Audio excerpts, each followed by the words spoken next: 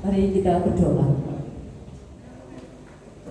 Bapa di dalam surga, kami mengucap syukur Bapa atas lawatan-Mu hingga kami dapat berkumpul di tempat ini untuk bersama-sama merayakan Natal, hari yang indah bagi kami. Tuhan, kami telah selesai memuji memuliakan nama-Mu. Tiba saatnya kami akan mendengarkan sebagian kebenaran dari firman-Mu. Bapa, Engkau api hamba-Mu yang menyampaikan firman-Mu. Kiranya Engkau sembunyikan hamba-Mu di belakang salib-Mu, Tuhan. Apa yang disampaikan hanya sesuai dengan kehendak-Mu saja. Untuk kami, para jemaat-Mu, berikan kami hati seorang Maria yang mau duduk diam, tenang, mendengarkan kebenaran firman-Mu, agar kami tahu Bapa, apa yang menjadi kehendak-Mu dalam setiap kehidupan kami hari demi hari. Hanya satu yang kami tahu, semua yang Kau mau dalam hidup kami adalah yang terbaik dalam hidup kami. Terima kasih Bapa, kami mau sambut firman-Mu hanya di dalam nama Tuhan Yesus Kristus kami berdoa. Haleluya, amin. Shalom. Perkenalan dulu ya. Tadi kata gembalanya tidak kenal maka tidak sayang. Nah gitu ya. Ini Pak Gembala biasanya saya panggil Mateus. Ya, sebenarnya semua tidak ada yang kebetulan. Ya, seperti tema kali ini, sebab bagi Tuhan tidak ada yang mustahil. Ya, sederhananya aja. Saya ketemu dengan Om Mateus. Waktu itu saya lihat WA, biasa kalau sudah pasang status, kepinginnya Pak Sopo aja sini di roll. Habis di roll ini kok kayak tidak pernah kelihatan wajah ini, tak lihat, oh ternyata Om Mateus. Nah dari perjumpaan itu pun tidak ada yang mustahil. Mujizat terjadi sampai terjadi acara hari ini. Berikan kemuliaan buat Tuhan. Ya, yang istimewa lagi, saya datang ke sini bersama tim JIG Yestokam. Ya mungkin bertanya-tanya ya, ini tim apa gitu? Ya, JIG artinya Jesus is good. Ya, Tuhan Yesus baik, setuju ya? Ya, berikan kemuliaan buat Tuhan. Nah, kalau Yestokamnya Yesus tolong kami. Kita percaya ya, Yesus tolong kita semua ya, tidak ada terkecuali ya. Yesus datang untuk menolong kita semua. Percaya ya, berikan kemuliaan buat Tuhan. Ya, kali ini saya datang tim JG Yestokam bukan bawa meme-meme, bukan bawa koko-koko. Ya, ini bawanya opa oma. Ya, jadi mereka umurnya di atas 55. Ya, ada yang sampai 80. Ya, ini bukan suatu kengangguran saya untuk bawa mereka, tapi ini saya mau bawa misi ini teladan. Ya, sama setiap kita punya visi misi. Setuju ya? Seperti misi-visi di tempat ini ya, untuk menjadi seperti Kristus. Nah, tadi saya coba baca. Misinya juga sangat bagus ya, untuk hidup di dalam kerajaan Allah ya, untuk memiliki iman dan bertindak profesional agar mendapatkan hidup yang sejahtera. Itu sangat luar biasa. Berikan kemuliaan buat misi visi GPKDI tempat mana ini tadi sampai lupa, di Blitar ya. Nah ini sangat Kalimanis, sangat luar biasa ya. Kembali lagi, saya tadi tidak bawa meme-meme, tidak bawa koko-koko. Nah, ini bawa opa oma. Ini merupakan tujuan misi kita untuk ini loh, seorang orang tua lansia aja bisa melayani. Ya, apalagi kita memberikan motivasi kepada anak muda tempat ini. Ini tadi saya lihat banyak anak muda, ada perwakilan Karang Taruna, otomatis anaknya muda-muda semua. Ini yang sangat luar biasa. Ayo kita mulai lebih lagi. Ada di acara Natal ini bukan suatu kebetulan, acara Natal dirayakan secara seperti biasanya aja. Sudah penyalaan lilin, kita nyanyi bersukacita, makan-makan, selesai, bukan itu aja. Pasti ada maksud Tuhan, ada pesan Tuhan yang akan disampaikan di setiap acara Natal yang kita adakan. Jadi saya bawa lansia ini bukan untuk ngapain, mungkin jadi pertanyaan ya. Jadi tim kita ini ada misi-visi juga. Ya, terutama ya memang salah satunya menjadi teladan. Kita melakukan banyak kegiatan sampai-sampai kita pernah ke paling kita alami, paling sangat luar biasa itu perayaan Natal yang mungkin 2-3 hari yang lalu ya. Betul ya, 2-3 hari yang lalu. Kita bukan sok-sok nekat, kita bukan sok-sok berani membawa lansia sampai 4 mobil kita harus ke daerah Sido Asri, Sitiarjo ya. Penempuan jalan yang sangat luar biasa. Dari Sitiarjo aja ke Malang kurang lebih 2 jam. Ini masuk lagi 1 jam lagi. Dengan jalan saya lihat cuma 1 jalur aja mobil. Tapi ini para lansia kuat. Dengan sukacita dia senang melayani. Ya, ini merupakan teladan yang sangat luar biasa. Kalau seorang lansia aja mau melakukan itu, apalagi anak-anak muda. Kita harus punya tekad untuk apa? Menyenangkan hati Tuhan Yesus. Itu yang utama. Jadi kita ini nggak bisa ngomong, oh aku sudah terlalu banyak menyenangkan hati Tuhan Yesus. Oh keliru. Ya, makanya dari sisa umur yang mungkin kita nggak tahu ya, lansia kita masa tahu. Tidak ada janjian kita untuk batas umur kita. Maka dari itu di sisa umur ini lakukan yang terbaik untuk menyenangkan hati Tuhan Yesus. Ya seperti kami lakukan. Kita banyak pelayanan, terlebih lagi untuk melayani desa-desa, gereja-gereja di desa-desa kecil. Saya sudah melakukannya di DPD Turen, di Peniwen, ya. Kita bukan hanya melayani hanya berupa nanti diberikan baksos, nanti berikan pelayanan atau suatu hal yang luar biasa kepada gereja tersebut, tidak. Kita melakukannya untuk apa? Untuk menyenangkan hati Tuhan Yesus dengan membawa lansia ini untuk melayani. Ya, seperti itu ya. Oke, itu aja sekilas tentang JID Estoka. Ya, kita kembali lagi tentang perayaan Natal hari ini dan firman apa yang akan didapat pada hari ini dengan tema yang itu tadi, sebab tidak ada yang mustahil bagi Tuhan. Ya, itu sangat-sangat luar biasa. Seperti pelajaran hari ini pun tidak ada yang mustahil bagi Tuhan. Pertemuan yang sangat sederhana dengan Om Mateus, ya. Terus begitu juga dengan cuaca yang hari ini. Kita bisa tahu mulai pagi tadi sampai siang ini hujan terus, ya betul ya. Hujannya salah rodok mangkel no, ya betul ya. Hujannya rintik-rintik, ndak mandek-mandek. Ya sepanjang jalan kita jalan terus sampai ketemu di bendungan, sampai ketemu di pomnya Selorejo, akhirnya ketemu dengan Om Matius, ya puji Tuhan diantar sampai ke sini. Ternyata masuknya jauh sekali. Tapi puji Tuhan sampai ketemu di sini itu karena kebaikan Tuhan. Ya itu tadi, sebab bagi Tuhan tidak ada yang mustahil. Berikan kemuliaan buat Tuhan. Jadi kali ini Natal jangan hanya kita merayakan aja sudah. Kita sudah nyanyi, sudah menyalakan lilin, cukup itu saja. Tidak. Kita harus menerima pesan-pesan Tuhan. Ada apa maksud di balik Natal itu? Bukan masalah kita harus setia seperti Maria. Bukan kita harus menjadi seorang Maria yang menjadi alat yang dipakai Tuhan untuk sebagai alat untuk melahirkan Tuhan Yesus. Bukan cukup itu aja.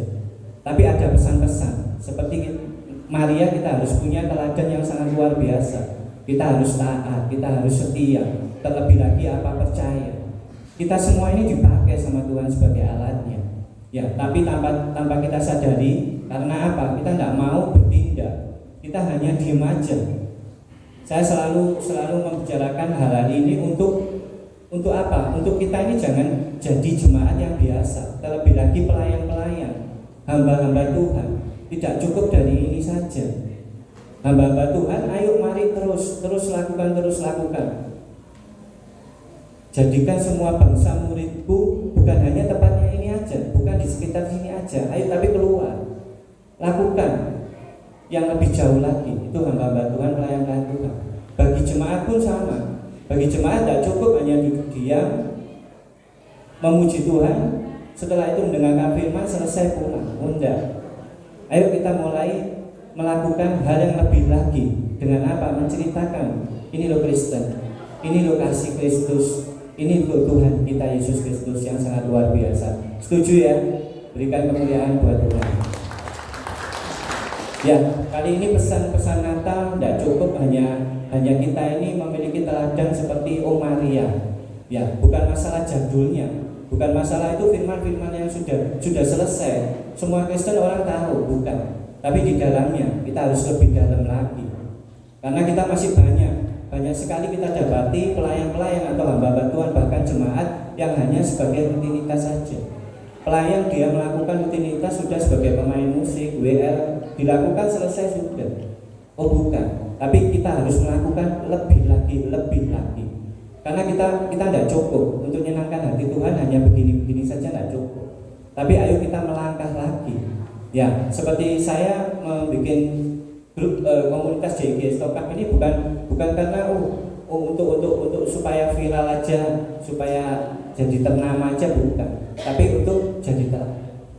Kita juga punya misi visi sama, yang terlebih lagi yang sangat luar biasa. Misi visi kami melayani bukan dilayani. Ayo kita sekarang jangan merasa kepinginnya dilayani kok, tapi ayo kita mulai untuk melayani. Lakukan yang terbaik untuk menyenangkan hati Tuhan.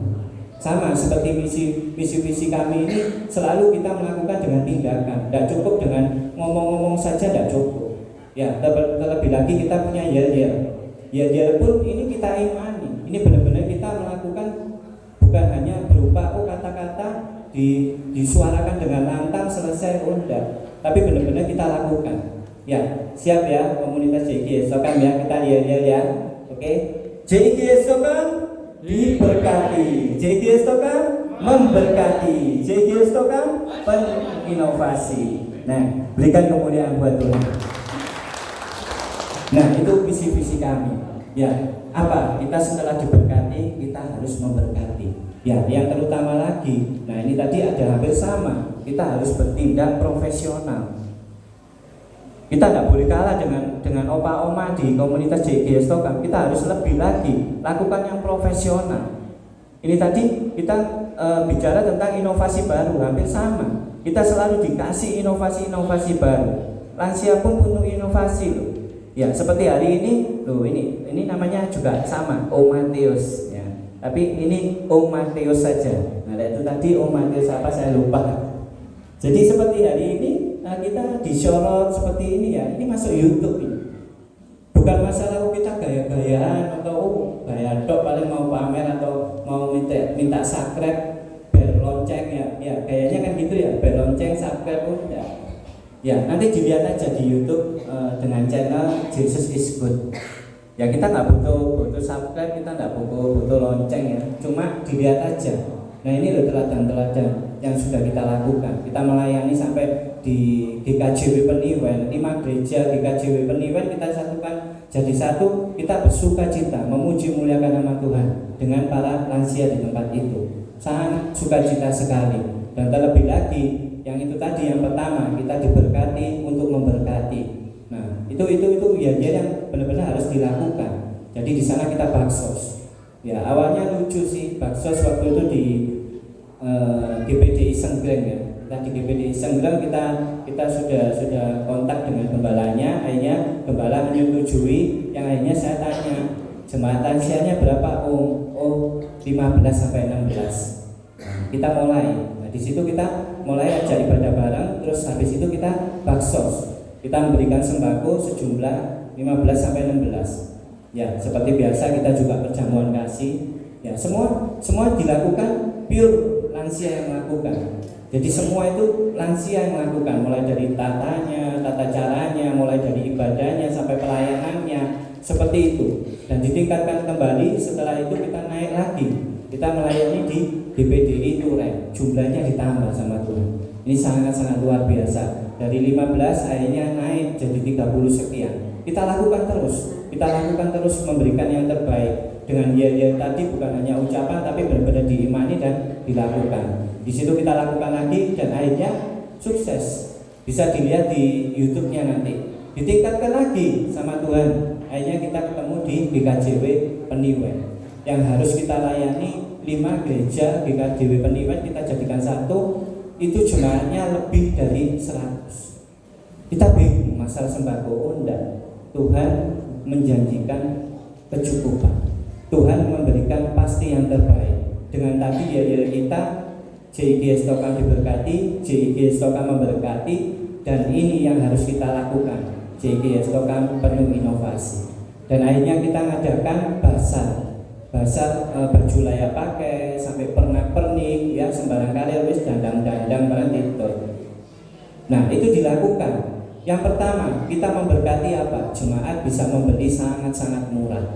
Wis beli tidak masuk akal sudah. Sangat-sangat murah. Dan yang kedua, hasilnya setelah kita mengadakan pasar, hasilnya kita berikan kepada gembala GKJ. Nah, itu kita lakukan terus. Ya, kita berdoa bersama-sama kiranya nanti mungkin di tempat ini bisa terjadi mujizat yang kita nggak tahu. Nah, itu Pak Umat itu sudah ngasih jempol, berarti sinyalnya wis silakan Pak ajar gitu ya. Nah, ini sangat luar biasa. Ya, itu akan kita lakukan terus, Kita berdoa bersama-sama. Bila Tuhan mengizinkan ibadah rahasia dilakukan tempat ini, kita akan lakukan. Berikan kemuliaan buat Tuhan. Ya, pesan Natal kali ini saya akan berikan satu cerita yang hampir-hampir mengingatkan kita untuk mulai kita ini berubah. Jangan lagi menjadi seperti ini aja, tidak berdampak. Kita harus mulai berdampak. Itu yang diinginkan Tuhan. Kita harus mulai menjadi teladan. Ya, ini ada suatu cerita yang sangat luar biasa. Suatu ketika ada seorang petarung dari Cina ya, dari negeri Cina sana ada seorang petarung yang sangat tangguh. Dia pun punya guru ya. Setelah sekian lama belajar, dia akhirnya mahir. Nah, kesukaannya petarung ini selalu melihat kelemahan musuhnya. Jadi setiap ada event pertarungan, setiap ada event pertempuran, dia selalu melihat kelemahan orang. Dan ternyata setiap dia melihat kelemahan orang, setiap dia bertarung, selalu ada kekalahan. Dia selalu kalah. Dia padahal sudah berlatih sama gurunya sangat luar biasa. Tapi seringkali di dalam pikiran benaknya itu selalu dia melihat musuhnya, dilihat apa ini kelemahannya, supaya aku bisa menjatuhkan, supaya aku dapat melumpuhkan. Dia selalu melihat apa? Kelemahan-kelemahan setiap musuhnya. Nah, tanpa disadari dari kekurangannya itu, dia selalu melihat kelemahannya. Tidak ada yang dikalahkannya. Nah, ini petarung atau pendekar tapi nggak tahu menang. Ya. Nah, dari cerita ini diambil teladannya. Dia selalu melakukan itu. Dia selalu melihat kelemahan musuh, yang akhirnya dia tidak sama sekali tidak ada yang dikalahkan. Akhirnya suatu ketika dia mulai berlatih, dia nemui guru, begitu banyak latihan yang sudah saya lakukan, tapi satu pun belum pernah saya mengalahkan musuh-musuh saya. Akhirnya sang guru membawa ke pantai. Ya, membawa ke pantai, mulai berlatih lagi. Dia lalu bertanya, kenapa guru? Kok nggak pernah saya ini memenangkan satu pertarungan aja nggak pernah? Akhirnya guru ini mengajak ke tepi pantai. Nah, di pasir yang putih itu sang guru mengambil ranting dan dia menarik satu garis lurus. Nah, setelah itu sang guru ngomong, kamu bilangkan pendekkan garis ini. Setelah guru menarik garis yang agak-agak panjang, sang guru menyuruh murid ini memendekkan garis itu. Ya. Si murid bingung. Ini pertanyaan atau teka-teki ya? Kok bingung? Yang saya tanyakan tentang kenapa saya tidak mau menang. Saya selalu setiap pertarungan selalu kalah, padahal saya giat berlatih. Ya, setelah itu sang guru pergi agak menjauh, terus akhirnya sang murid ini mendapati garis itu dipandangi terus dia. Gimana nih cara memperpendek ini? Nggak ngerti dia. Ya apa ya cara memperpendek tulisan garis ini supaya jadi pendek sesuai dengan perintah guru. Sampai berjam-jam, sampai lama, ya sampai akhirnya matahari ini mau tenggelam, tapi tetap nggak ketemu jawabannya. Akhirnya dia menyerah. Setelah menyerah, akhirnya sang guru mendekati muridnya. Sudah kamu dapatkan jawabannya? Belum. Dia ngomong, belum saya dapatkan guru. Gimana bisa memendekkan garis yang lurus seperti ini? Akhirnya gurunya mengambil ranting itu kembali dan di sudut titik itu dia tarik garis lagi. Dia tarik garis lagi jadi panjang. Dan dia langsung bertanya, garis ini lebih panjang kan?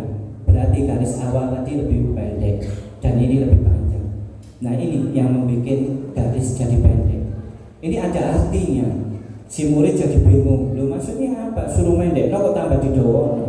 Nah, setelah disambung garis itu, garis yang awal akan terlihat pendek. betul ya? Nah, sama akhirnya gurunya bercerita, sama dengan yang kamu lakukan. Kamu selalu melihat kelemahan orang, kamu selalu melihat kesukaran orang. Apalagi hal yang sudah dilakukan orang, kamu selalu memandang itu saja. Kamu tidak ada memandang kekuatan dalam dirimu. Akhirnya kamu tidak akan mendapatkan kemenangan. Sama seperti saat-saat ini di dalam kekristenan. Kita selalu memandang orang, kelemahan orang, memandang orang tentang tindakan orang yang dilakukan, tapi tanpa memandang diri kita sendiri. Ya akhirnya kita tidak akan mendapatkan kemenangan. Seperti tadi, ya kita perlu inovasi baru, bukan hanya ayo kita mulai berinovasi baru lagi. Tidak usah ngurus lainnya sudah. Kita maju aja. Finish kita kepada Tuhan Yesus. Kalau kita noleh kiri, noleh kanan, tidak akan sampai. Seperti berlari pada tujuan garis ke Tuhan Yesus, tapi dia noleh kiri, noleh kanan, tidak nyampe. Terlebih lagi jika kita ini melihat kelemahan orang. Apalagi mencontoh apa yang telah dilakukan orang, itu tidak akan maju-maju. Setuju ya? Dari pesan ini kita mulai kita berubah. Ayo kita jangan cuma begini-begini aja. Kita tidak cukup melihat garis pendek, tapi perpanjang lagi, lakukannya lebih baik lagi buat Tuhan Yesus. Dan di ayat ini sangat menguatkan, segalanya tidak ada yang mustahil. Seperti kemarin saya membawa 4 mobil dengan penumpangnya para lansia, kita ketakutan, khawatir. Tapi kalau kita percaya, kita hanya tujuan untuk menyenangkan hati Tuhan Yesus, bertujuan hanya untuk memuliakan nama Tuhan Yesus. Tidak ada yang mustahil, semua berjalan lancar, tidak ada yang sakit. Ya, sampai hari ini pun tetap melayani. Ini berarti apa? Tuhan Yesus sangat luar biasa. Setuju ya? Berikan kemuliaan buat Tuhan Yesus. Ya, kali ini memang kita harus mulai berubah. Jadi di Natal ini kita tidak cukup hanya mengikuti teladan-teladan seperti teladannya Maria, tapi kita koreksi dulu juga. Di dalam diri kita ini masih ada Herodes. Ya, kita suka iri, kita suka menghakimi. Raja Herodes selalu memerintah. Sukanya kepingnya dilayani, tidak mau melayani. Ayo koreksi di diri kita. Ayo kita rubah semua. Jangan lagi seperti yang dulu, yang lalu yang kiranya buruk, yang tidak berkenan sudah buang. Tapi kita maju lagi untuk melakukan yang terbaik untuk Tuhan. Tidak ada waktu kita. Ya, keadaan ekonomi sudah seperti ini. Terlebih lagi ada bencana-bencana yang sangat luar biasa. Ya, bukan hanya suatu ketakutan nanti 2023 gelap kita bayangno mungkin pemadaman sak dunia mungkin ya. Ya, kadang pertengahan di suatu tempat aja sudah bingung karena kabut ya. Apalagi ceritanya keluarnya lumayan agak serem. 2023 gelap. Kita tidak biasa membayangkan gelap apa ini. Ya, perlahan-lahan kita sudah mulai diketemukan dengan apa sih?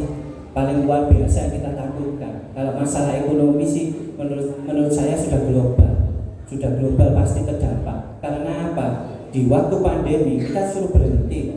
Ekonomi ini suruh berhenti, hanya keluar aja, mengeluarkan untuk biaya. Untuk pemasukan itu sudah tidak ada di posisi PPKM atau posisi kena COVID ini. Nah, tapi itu bukan sesuatu hal yang menakutkan. Yang lebih menakutkan, yang mengkhawatirkan lebih adalah bencana. Kita sudah ketemu dengan gempa bumi yang sangat dahsyat, ya, digoyang sedikit sudah ambruk semua, banjir bandang. Nah ini yang kita takutkan. Kita memang tidak kepingin ya kita masuk di dalam suatu bencana seperti itu, tapi kita nggak bisa menghindar. Terlebih lagi urusan dengan nyawa itu urusan Tuhan. Umur itu urusan Tuhan. Ya, katanya orang Jawa ngomong masih sing tanang gentong pun ya diambil ya. Setuju ya? Nah, itu loh kekhawatiran, itu loh ketakutan. Maka dari itu, sisa waktu ini sudah lakukan yang terbaik aja buat Tuhan. Jangan hanya cuma seperti ini aja. Sampai-sampai saya lebih lagi membawa lansia untuk melayani. Ini jadi teladan. Ini jadi contoh dengan kelemahan. Dengan usia yang sudah rentah, dianggap aja usia sebenarnya oma opa ini jam-jam segini ini bubuk sudah. waktunya bubuk ya, makan, tidur sudah. Tapi kita maju, kita melakukan yang terbaik. Terlebih apa? Ingin menyenangkan hati Tuhan Yesus. Ya, saya sendiri tidak terlalu banyak tentang firman yang tadi diberi tema tentang sebab bagi Tuhan tidak ada yang mustahil. Itu sangat-sangat yang luar biasa, ayat yang sangat-sangat luar biasa. Memang tidak ada yang mustahil. Seperti saya bawa tim ke tempat ini pun tidak ada yang mustahil. Ini semua karena apa? Kebaikan Tuhan Yesus. Ayo kita sudah mulai lagi. Saya selalu tekankan, tidak cukup cuma seperti ini aja. Kita lakukan untuk yang menyenangkan hati Tuhan itu, kita tidak bisa ngomong, oh aku sudah pakai, aku sudah menabur, aku sudah berpeluang, kolektorku selalu pakai. Oh tidak cukup dari itu aja. Tapi teladan Kristus yang seperti visi ini sudah kamu lakukan enggak? Sudah memiliki iman yang kuat enggak? Sudah kamu melakukan tindakan secara profesional enggak? Supaya hidupmu sejahtera, sudah enggak? Kalau belum, kebingungan, takut, khawatir, berarti kamu masih jauh sekali. Tapi kalau sudah hidupmu tenang, damai, sejahtera, terlebih seluruh hidupmu hanya untuk menyenangkan hati Tuhan, itu yang luar biasa. Berikan kemuliaan buat Tuhan. Untuk menutup firman, saya akan berikan cerita lagi yang kiranya cerita ini walaupun singkat nanti ambil maknanya. Ini loh kekuatan yang harus kita miliki. Ini loh apa yang harus kita lakukan, tuh lakukan aja. Ya, suatu ketika ada sepasang suami istri tua renta. Ya, ini sangat tua renta sudah. Istilahnya lansia sudah lanjut lah. Umurnya 80 lebih sudah. Ya, berdua dia ke suatu tempat kota. Ya, waktu itu di kota itu mengadakan suatu event yang sangat luar biasa. Ya, anggap aja ulang tahun kotanya. Nah, otomatis dia harus bermalam di kota itu dan dia mencari hotel.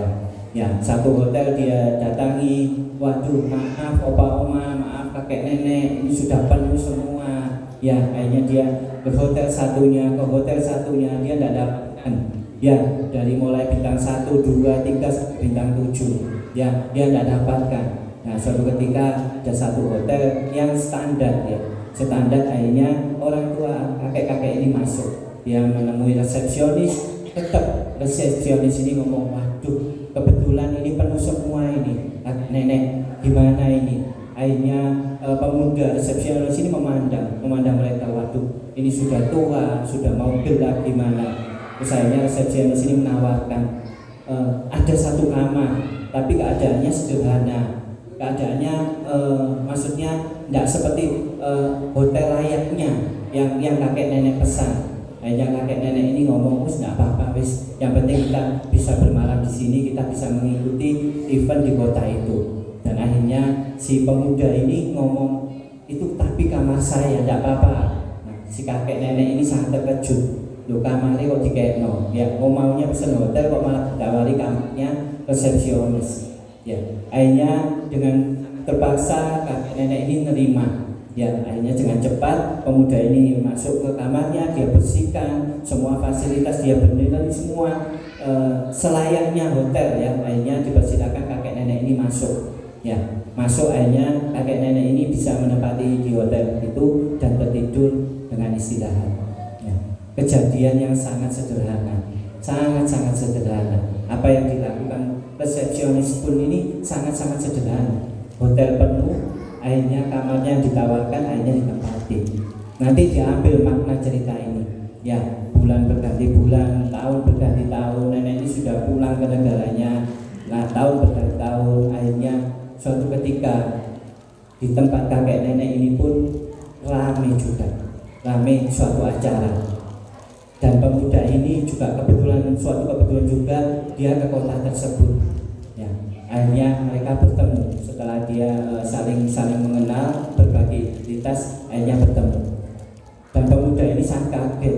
Loh, dulu kan opa om yang sempat cari hotel dan akhirnya saya tawari, ya saya benar yang cari hotel. Ya, tanpa pikir panjang, membersihkan cerita, akhirnya pemuda ini diajak sama kakek nenek ini untuk menemui suatu tempat yang sangat luar biasa. Dibawa pemuda kakek nenek ini sama pemuda di hotel yang sangat megah, sangat luar biasa. Dan bukan suatu kebetulan, hotel itu adalah hotel baru. Dan kakek nenek ini cukup dengan tenang, kakek nenek ini dengan rasa bangga Dia memberikan kunci, maksud saya dokumen segala hotel itu kepada pemuda ini. Dan kakek nenek ini cuma ngomong di mana, tolong kelola hotel ini. Sang pemuda sangat kaget sekali. Dia tidak menyangka ternyata kakek nenek ini seorang yang sangat kaya raya. Dia banyak usaha dan diantaranya hotel ini. Akhirnya singkat cerita pemuda ini mengelola hotel itu, dikasih kepercayaan dan akhirnya bertambah besar, memiliki cabang. Itu yang sangat luar biasa. Ini cerita yang sangat sederhana. Ini bisa dikatakan ini cerita bukan hanya karangan, tapi benar-benar nyata adanya. Apa makna dari cerita ini? Ayo kita mulai melakukan yang terbaik. Hanya walaupun perlakuan yang hanya sederhana, tapi kalau kita melakukan dengan tulus, yang bertujuan tidak ada kepentingan apa-apa, di situ Tuhan akan melakukan yang luar biasa. Mujizat akan dilakukan buat kita semua. Percaya ya, berikan kemuliaan buat Tuhan. Mari saya undang bangkit untuk kita akhiri firman